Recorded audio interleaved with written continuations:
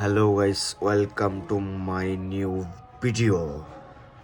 আর আজকে দেখাবো আপনাদেরকে ঢেঁড়সের রেসিপি, মানে ঢেঁড়সের বড়া কীভাবে তৈরি করতে হয়।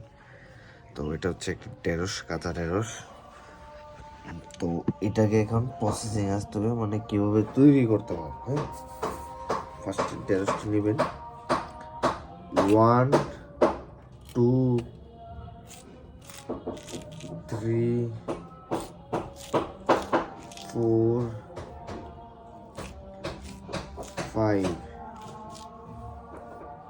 1 2 3 4 5 6 6টা লাইন হবে।